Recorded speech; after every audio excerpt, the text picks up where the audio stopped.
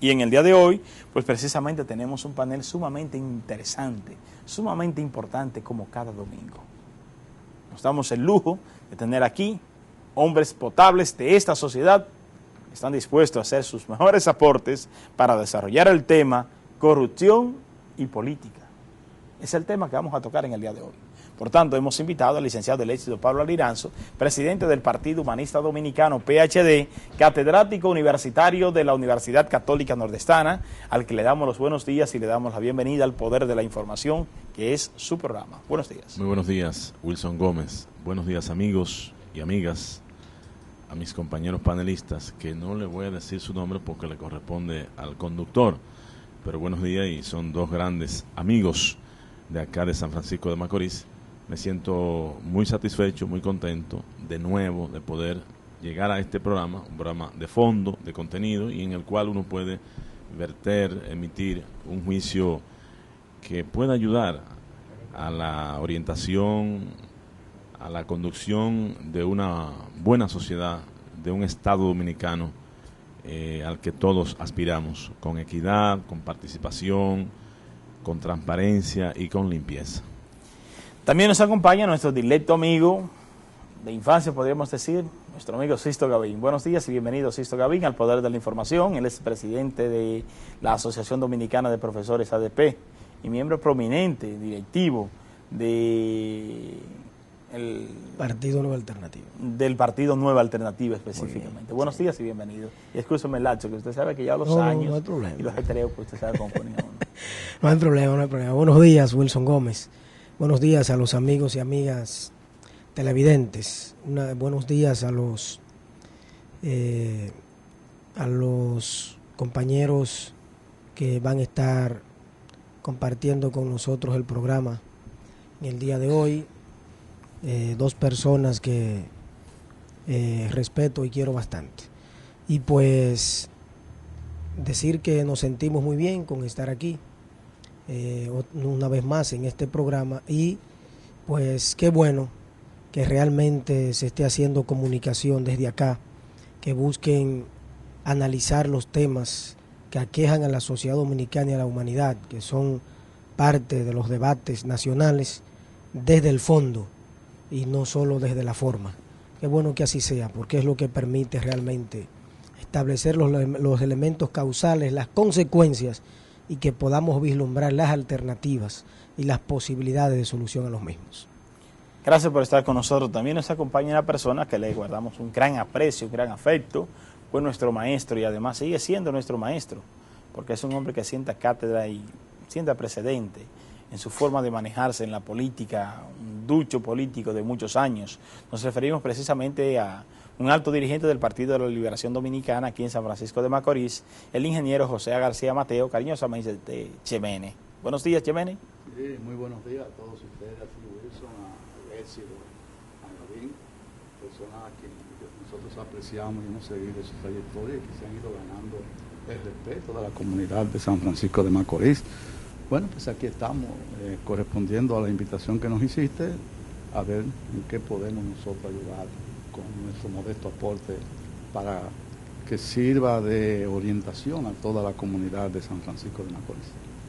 Gracias por estar con nosotros. Nosotros sabemos el esfuerzo que ustedes han hecho, tanto en el caso específico, y que me excusa Sisto Gavín, tanto de usted, sus compromisos familiares con su familia aquí, saque el espacio. Sí, así es. Y el éxito, pues, que tiene un fuerte compromiso en Santo Domingo, al mediodía, pero aún así, pues, están aquí con nosotros, eso lo valoramos en su justa dimensión, y nos dice del respeto que ustedes sienten por nuestro espacio, y eso es motivo de una gran gratitud y de reconocimiento también de nuestros amables televidentes.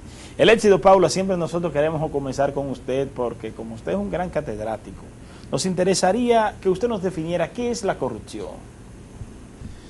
Mira, la corrupción es el acto, la acción por el cual un individuo transgrede, violenta, lesiona, vulnera una norma, una pauta, una buena tradición, una buena costumbre, una ley y la Constitución.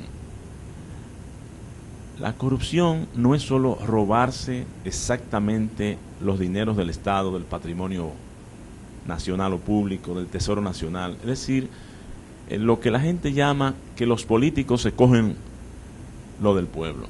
O sea, eso es una corrupción, eso es un acto de corrupción en todos los aspectos, en cohecho, en malversación de fondos, en prevaricación, en fraude, en dolo, en asociación de malhechores. Todos esos elementos tipifican una corrupción pública del erario público.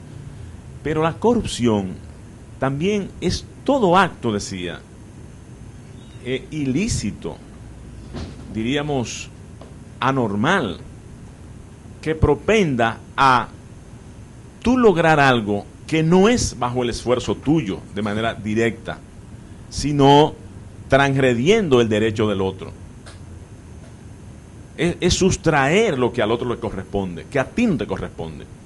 Entonces, cuando nos vamos a los orígenes de la familia, yo siempre pongo de ejemplo que la corrupción se anida muchas veces en el dejar hacer, dejar pasar de parte del padre y la madre con relación a sus hijos, o que los padres den un mal ejemplo a sus hijos.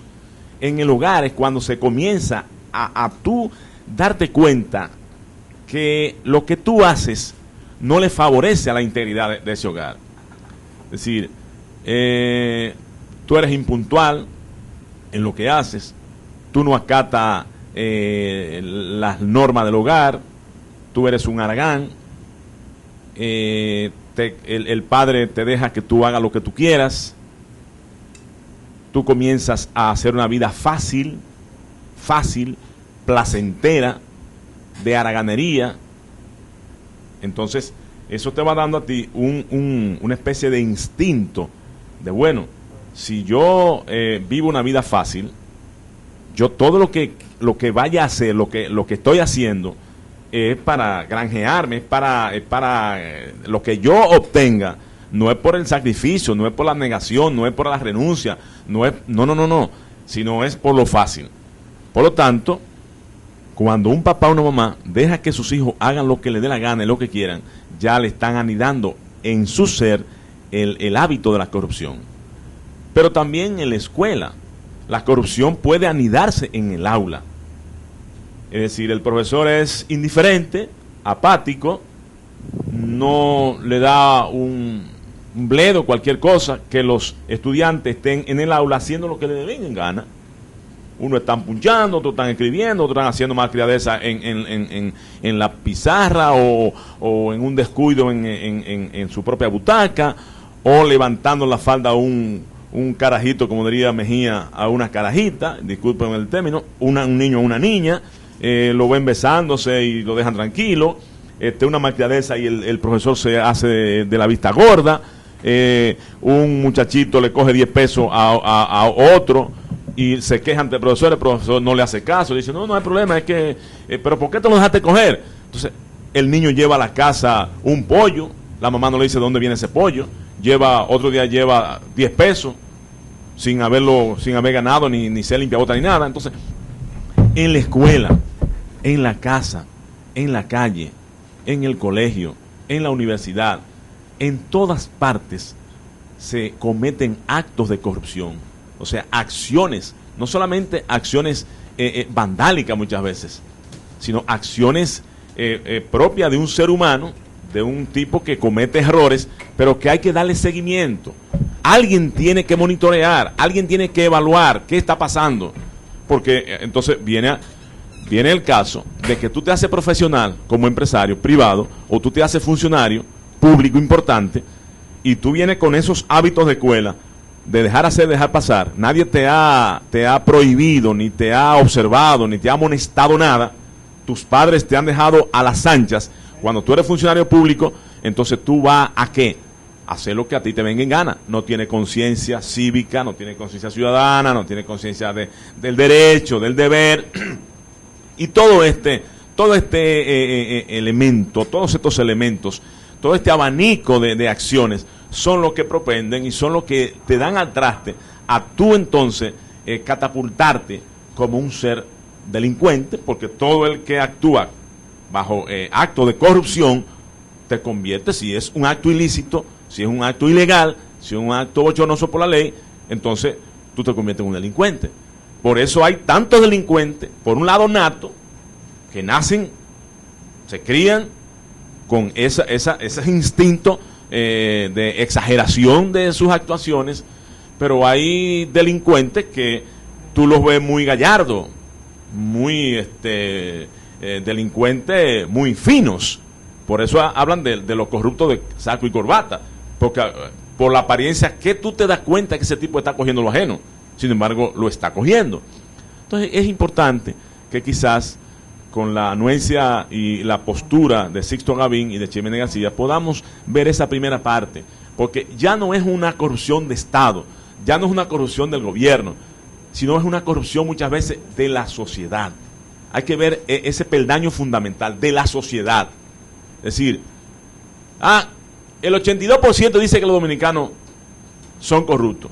Entonces te está incluyendo tú. Tú eres corrupto cuando viene a ver. Yo soy corrupto. O sea, todos somos corruptos.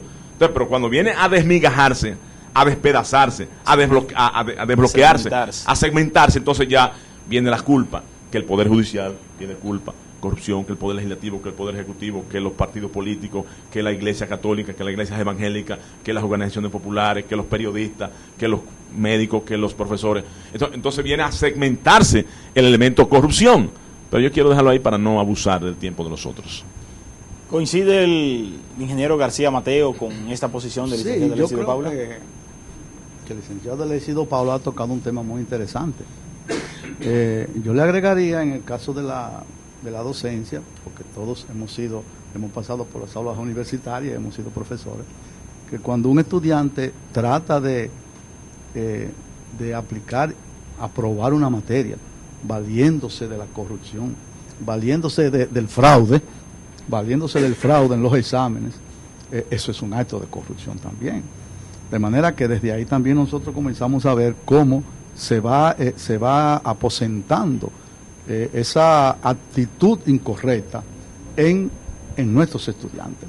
Todos nosotros somos profesores. Yo tengo 10 años, 9 años de retirado, y nosotros sabemos que eso se da con frecuencia en las aulas universitarias y en las aulas también de la educación básica y de la educación secundaria. Mira, yo creo que tiene mucho que ver con el problema de corrupción en sentido general. El problema del modelo económico que nosotros tenemos en estos países. Es un modelo económico que desde que tú abres los ojos hasta que los cierras, te está incitando al consumo. Constantemente tú tienes un bombardeo por los medios de comunicación, tanto radial como televisivo, incitándote al consumo. De una sociedad que no te proporciona a ti los medios para tú poder acceder a tanto consumo. Y el dinero ha ido permeándolo todo, porque ha ido sustituyéndolo todo. Hay una actividad en la vida humana que pone a los hombres y a las mujeres, y sobre todo a los jóvenes y a la niñez, en una posición ventajosa para poderse defender. Y es, por ejemplo, el deporte, cuando el deporte se practica, sobre todo a niveles al nivel amateur. Porque en el deporte, si hay alguna actividad que te da a ti la posibilidad de tú enfrentar soluciones a problemas en el deporte, basándote en tu capacidad y en tu talento, es precisamente el deporte. Cuando un pitcher tiene frente a sí la solución de un problema, que tiene las bases llenas o algo así, no puede recurrir a otra cosa que no sea a su talento, a su brazo, a su capacidad. Lo mismo le pasa a un bateador, pero lo mismo pasa en el baloncesto, lo mismo pasa en las carreras de largometraje, lo mismo pasa en la natación. Es el talento lo que se impone en fin de cuentas. Hay sus rarísimas excepciones. Sin embargo, vemos como también en el deporte, ya a niveles profesionales, cuando se trata de grandes sumas de dinero, se valen de una serie de cosas, el consumo de esteroides, el consumo de cosas para aumentar su producción, que no es más que otra faceta de la corrupción. De manera que en el fondo de todo esto subyace una situación de tipo económico. Es decir, nosotros hemos ido poco a poco se ha ido sustituyendo muchísimos valores muchísimos valores de la sociedad han ido poco a poco siendo sustituidos por el problema del dinero. Y eso se ve con mucha claridad en las nuevas generaciones. De manera que como decía el licenciado del éxito, para nosotros no abundar mucho en esta primera fase, nosotros creemos que en el fondo también de todas estas cosas, del problema corrupción, hay que buscarlo también en los modelos, en el modelo económico, en el que nosotros tenemos, todos estos países que tienen un modelo económico sumamente problemático. No quiere esto decir tampoco que sustituyendo el modelo económico desaparece la corrupción, porque hay una parte importante de la corrupción que tiene que ver con una educación primaria que se da en los hogares.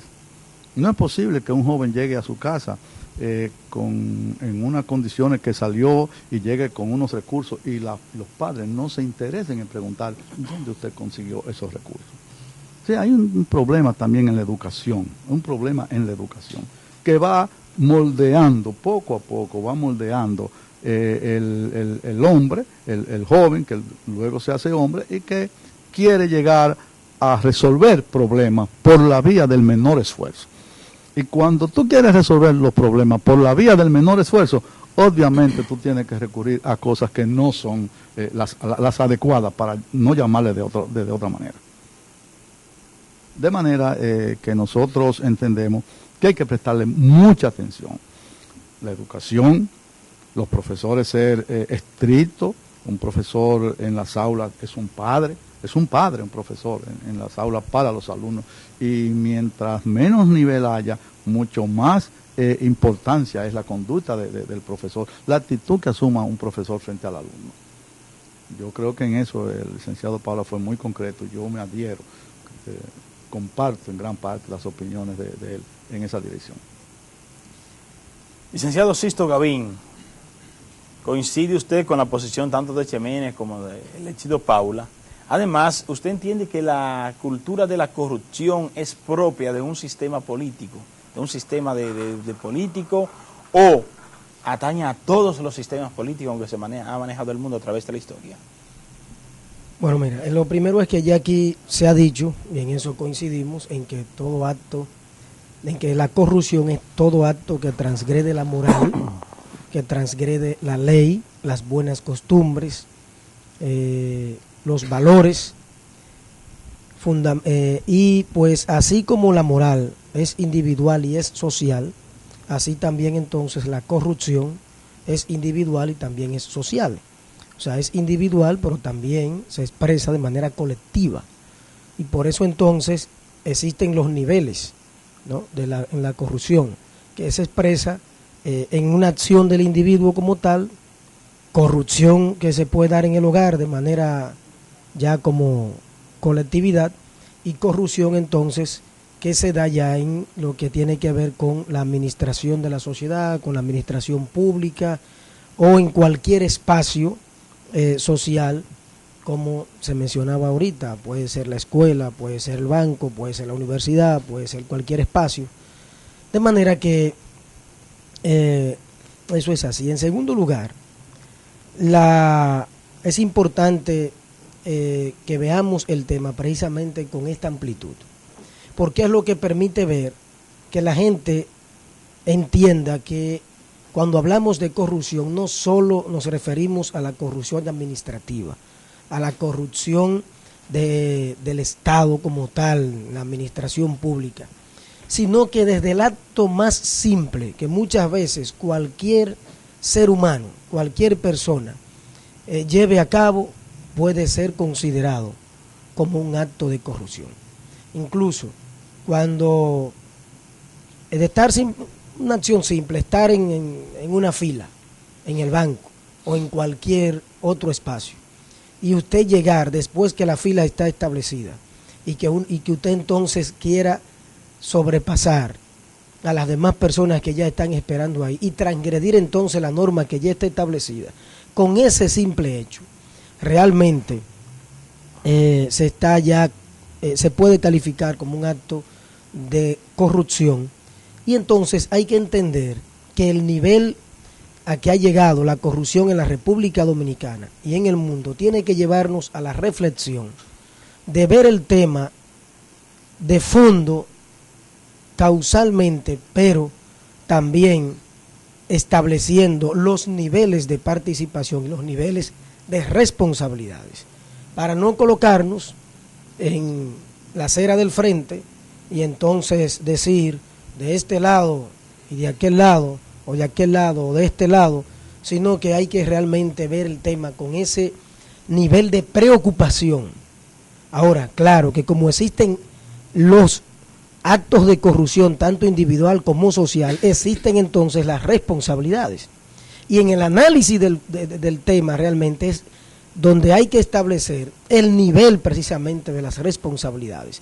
Y ahí sí entonces se puede establecer quién tiene mayor responsabilidad que otro y quién tiene menor responsabilidad que otro. El rendir cuentas es un elemento importante. Y precisamente, antes de entrar a la segunda parte de la pregunta que tú me hacías, porque Léxido y Chemene hablaban, los dos maestros hablaban de esa parte. El rendir cuentas no es solo el funcionario que rinde cuenta al Estado, sino hay que ver la rendición de cuentas desde la niñez.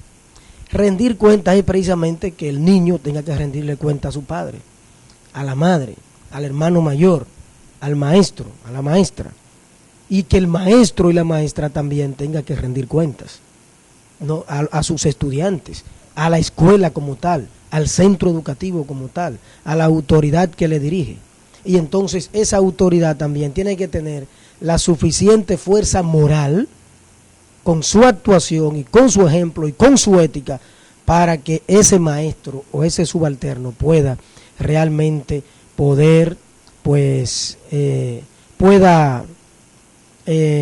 establecer el respeto hacia esa autoridad. Cuando el estudiante, por ejemplo, comete una acción el famoso chivo, por ejemplo, vamos a poner algo muy popular, el famoso chivo, que lo vemos como normal en las universidades, que lo vemos tal vez como normal en la escuela, o que lo vemos como que es un asunto que... Y, ¿no? Que ahora ya es tecnológico. Y ahora vimos lo que ocurrió en las pruebas nacionales,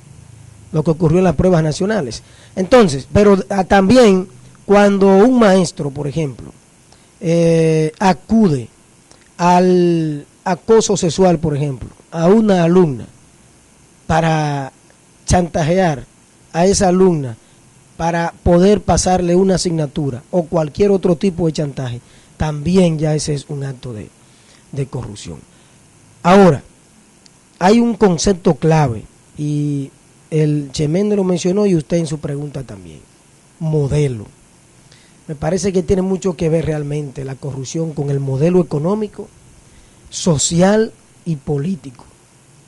Eso no quiere decir que se ha acabado la corrupción en la humanidad y que y que haya países que estén totalmente ceros de actos de corrupción. No, realmente no. Ahora, el asunto está en el nivel de sanción y de responsabilidad que se asume para actuar contra las medidas de corrupción.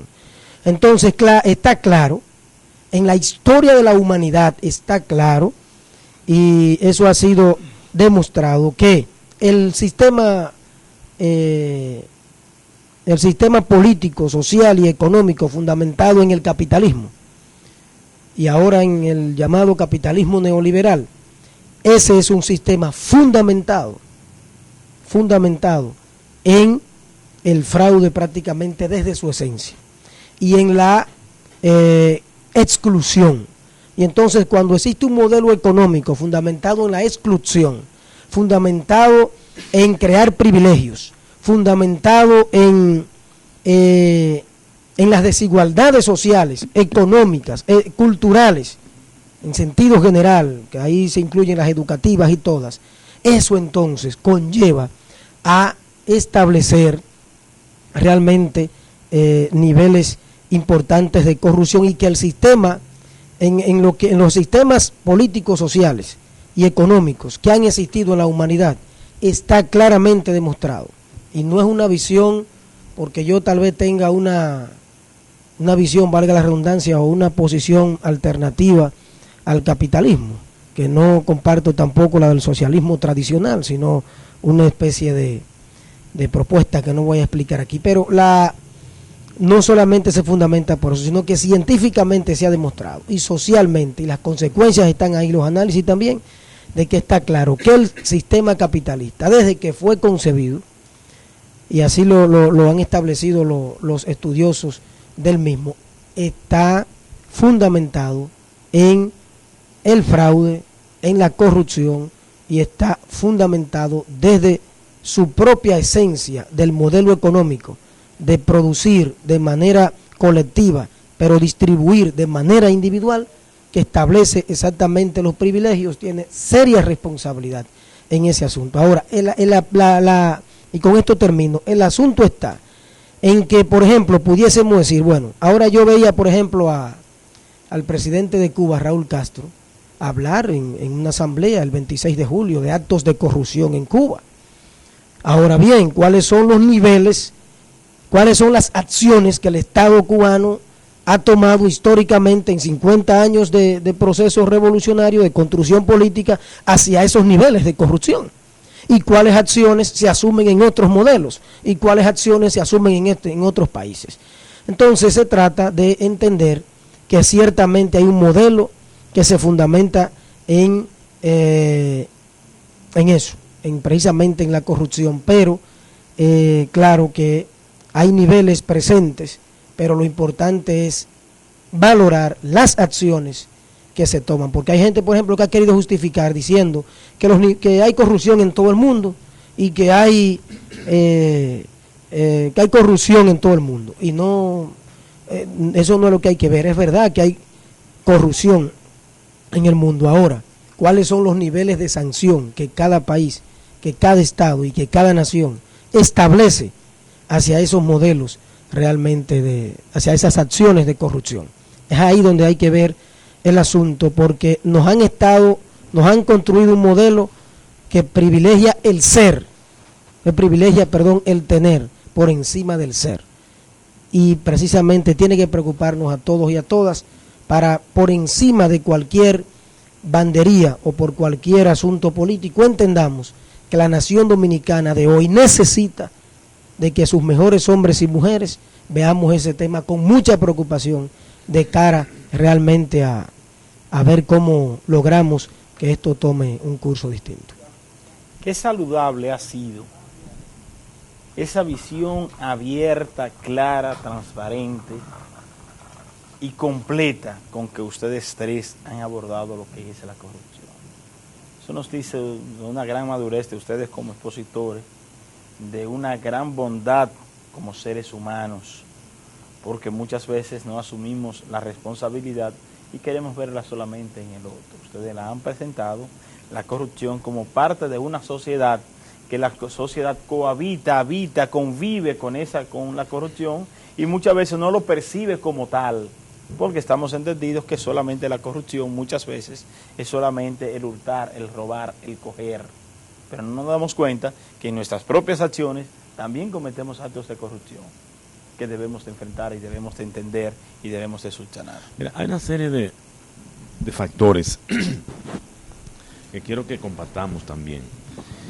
Mira, en el aspecto lógico diríamos, existe la corrupción, muy bien, que sea congénita, que sea hereditaria, que sea sistémica, que sea causal, que eso trae unos efectos, que si es endógena, que si esa se incubó aquí, que es de nosotros, o es endógena, que vino de fuera, o exógena, que nos la trajeron, que nos la mandaron, que la transculturación, etcétera. Bien, pero hay un elemento importante, y es ¿qué medidas preventivas toman en el hogar, toman en la escuela, y toma el Estado, y toma la administración pública, o toma la oficina pública o la Secretaría de Estado?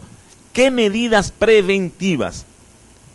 ¿Qué cosas te dicen a ti que si tú cometes como funcionario público, como hijo de una casa, como alumno de una escuela, un acto reñido con la costumbre, la tradición, lo que se estila ahí en ese entorno, eso te puede traer y acarrear problemas?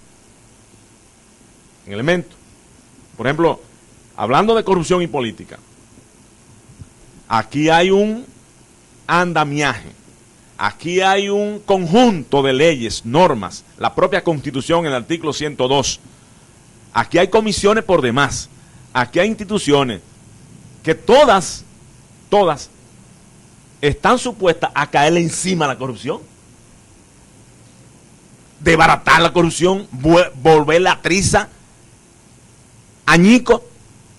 Sin embargo, parece ser que el sistema no funciona, porque ni funciona la DPCA, ni funciona la Comisión de Ética contra la Corrupción, ni funciona el artículo 100, ni funciona el Código Penal, ni el Código Procesal Penal. No funciona entonces el Ministerio Público, el Procurador General de la República, el fiscal, el fiscalizador. No funciona una serie de funcionarios, de instituciones, de mecanismos que se estructuran para contrarrestar las malas acciones de los hombres y las mujeres de un estado, de una ciudad, de un entorno. Pero hay otro elemento. Entonces viene el aspecto de la permisividad, el aspecto de la venalidad en la justicia. Me traen el caso, pasa por el sedazo del juez de paz, pasa por el fiscal, pasa por el fiscalizador, pasa por los tribunales ordinarios, apelación, etcétera. ¿Y qué ocurre? Bueno, muchas veces el soborno tapa, la complicidad tapa. Entonces, viene el aspecto de la impunidad, todavía peor, permisividad, venalidad. Viene la impunidad, bueno, pero ¿cómo yo voy a actuar contra Sixto Gavín? Si yo sé que Sixto Gavín ha cometido una falta, un fraude, un dolo, que Sixto ha cometido actos de corrupción, pero es una figura, ven acá, espérate, es una figura en este país. ¿Cómo yo le pongo un dedo a Sixto Gavín? ¿Cómo yo acuso por Alicia Ortega, por Nuria Piera, por el programa de Wilson Gómez a este señor, a Sixto Gavín? Es una vaca sagrada. Por lo tanto, ahí viene entonces, además que ha habido permisividad, además que ha habido complicidad, además que ha habido impunidad, entonces viene, si se lleva a la justicia por si acaso, también en la justicia le paran el coche a aquellos que demandan acción contra esa acción reñida con la ley de Sixto Gavín. Entonces es como un tejido, es un tejido cerrado que no permite que los ciudadanos, aquellos que están conscientes, aquellos que quieren construir un Estado nuevo, una política diferente, una política saneada, transparente, sana, aquellos que quieren ser buenos ciudadanos, aquellos que quieren un Estado transparente, con un modelo económico diferente a este modelo salvaje del capitalismo salvaje, aquellos que queremos una nación con equidad, con justicia, entonces estamos muchas veces impotentes ante los desaforados mecanismos que pueden contrarrestar los actos de corrupción de quien sea. Por ejemplo, cómo permea la corrupción en el aspecto delincuencial: atraco, asalto, violación a mano armada, violación a las muchachas, quitando carteras, celulares, todo, yendo a las casas fríamente. Deme lo que usted tiene, acuéstese ahí, va a ponerle un bozal, vamos a amarrarlo, busque todo lo que usted tiene. Y mucha cuenta con gritar, con chillar, con alarmar al vecino. Y ya. Entonces, ¿qué pasa? El puesto de droga. ¿Cuántos puestos de droga no se ha dicho que en este país hay? 22.000, 30.000 puestos de droga en todo el país. Si dicen que hay 30.000 o 22.000, significa que lo han detectado y que saben que existen. Y si saben que existen, los organismos de seguridad e inteligencia, el Consejo de Droga, la Dirección Nacional de Control de Droga, el J2, el G2, la policía, el que se o qué de droga, todo ese aparataje que hay en contra de la droga, y que la DEA, y que el Interpol, y que de allá vienen, que de aquí vienen, que sazonan, y que funcionarios van y funcionarios vienen, que asesores van y que asesores vienen. Entonces, ¿pero qué pasa? ¿Qué es lo que uno oye? Pero Virgen de la Altagracia, Virgen Santísima, el contubernio de la policía de droga y de la policía ordinaria, no todos, pero una parte, tiene una especie de franquicia en cada barrio. Y eso es intocable, porque hay, ya lo han denunciado no sé cuántas veces, que hay un ir y venir, y que yo conozco no este punto de droga, pero si yo desaparezco el punto de droga, desaparece mi cuota mensual o semanal o quincenal para el teniente, para el capitán, para el coronel, para el general, para esa cadena de beneficiarios que hay.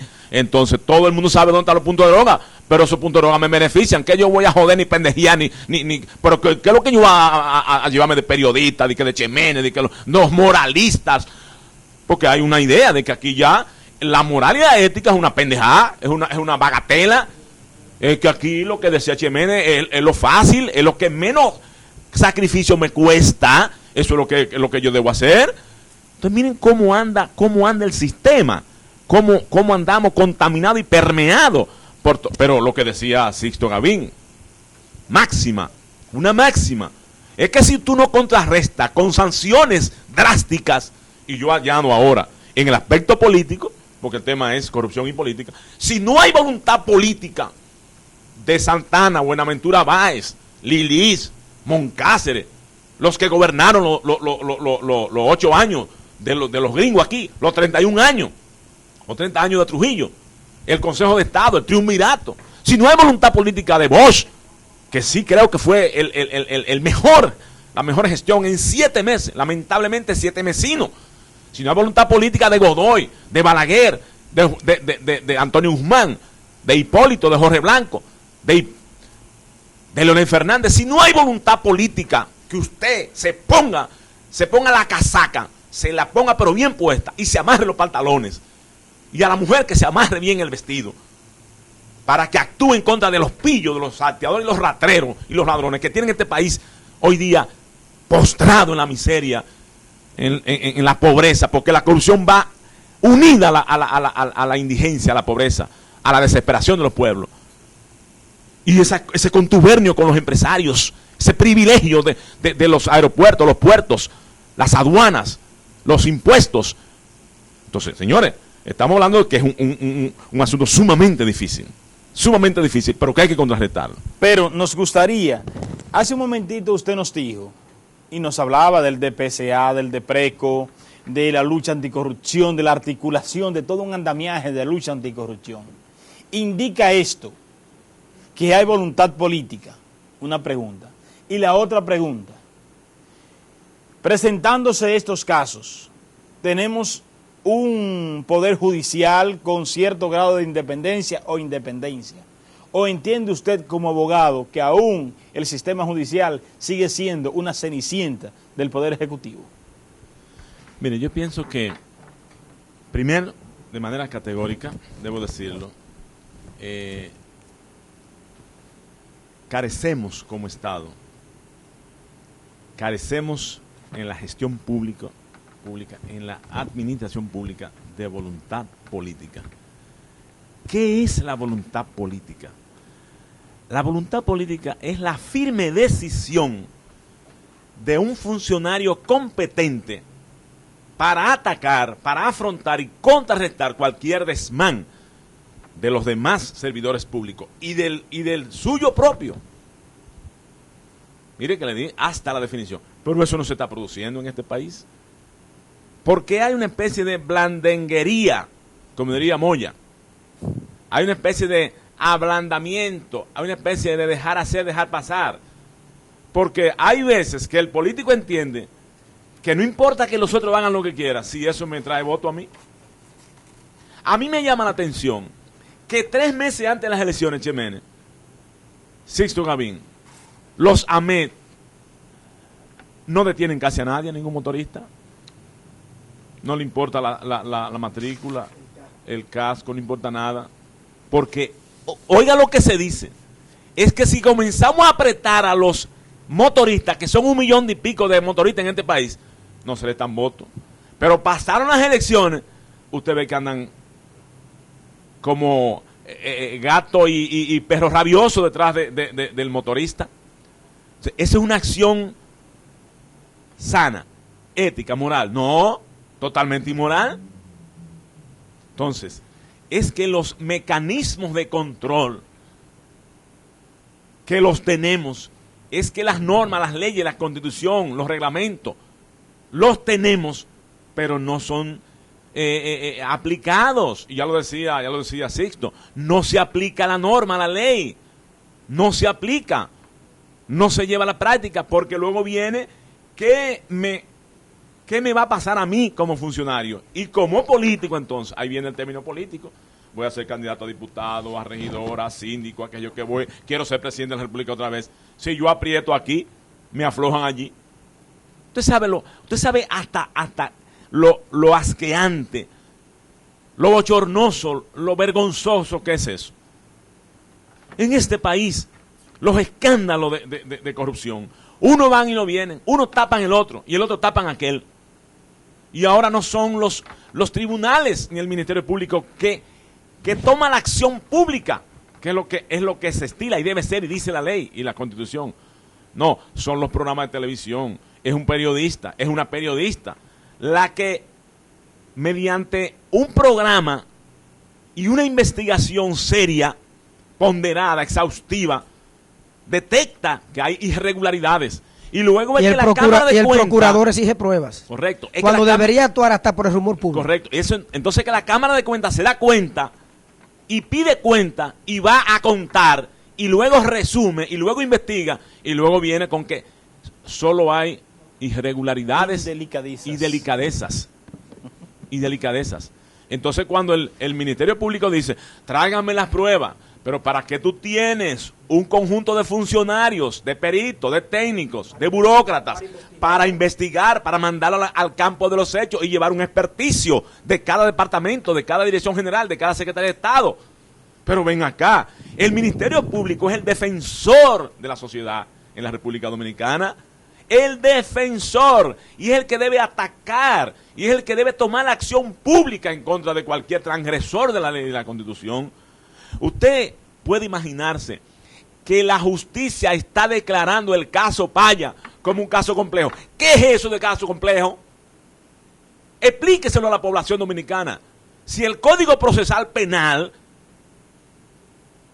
ese código flojo, blandito, ese código que siempre lo he dicho, que está abanderado al delincuente, a la venalidad, pero complejo ¿de qué?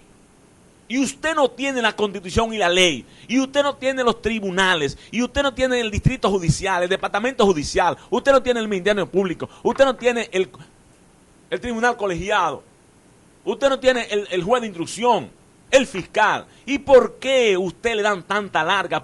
Ustedes mismos son los que lo complejizan. No se lo complejicen a la sociedad.